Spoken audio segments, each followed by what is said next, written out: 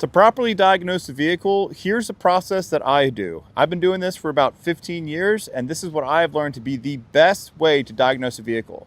The first thing I do is I talk with the driver and or the person who manages the fleet, and I ask them a insane amount of questions because I want to get as much information as possible. I review any history records that may come with this, and I ask them if anyone else has touched or worked on this.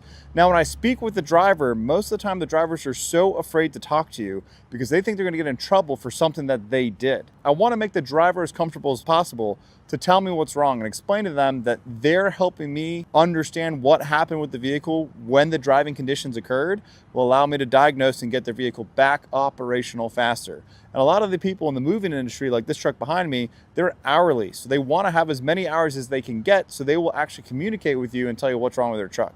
So the very first thing that I do when I look at a truck, I go to the back of the truck and I look at the license plate. I just want to make sure that the registration is current. I'll then check the VIN, I'll check the oil change sticker, I'll look for any signs of life when it comes to maintenance. I'll make sure that the mileage is good, and then I'll check to see if there's any check engine lights on. Before I hook up my own scan tool, I'll actually check all the fluids underneath the hood. I never want to start a vehicle or further diagnose a vehicle until I know that all the fluids are in there. I can't tell you how many times when I first started out as a mechanic, people would come in with a check engine light. I start the engine and I hear a terrible clatter because it was low on engine oil. So because of that fear that I felt in my year one as a mechanic, I always check my fluids first. Then what I'll do is I'll either hook up a jumper vehicle or a jump box to the batteries because I don't want to lose any valuable ECU data. That is super easy to lose when you turn that key on and the battery's a little bit low, especially on a very cold February day like it is today. You will lose all that data and you'll be starting from square one. You'll have a vehicle that'll have no codes and will show symptoms, but you don't know which way to go.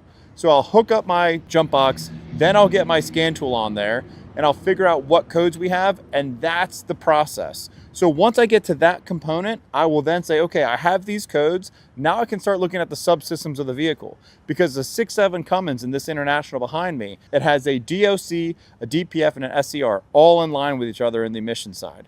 And you can have different codes that are related to each one of those pieces. And then you have to diagnose those. Now, most of the time, because of the Right to Repair Act, which allows for independent people like ourselves and you, the owners, to get access to OEM data, to do an actual pinout test, to do a step-by-step process to diagnose. So on this truck behind me, we had codes for the VGT solenoid, the VGT actuator on top of the turbo. We had codes for the EGR. We had codes for the DPF, and we were able to physically take things apart, inspect them, and verify that there were clogs, there were failures, and now we can go ahead and generate an estimate that we can firmly say will fix the vehicle and get it back on the road.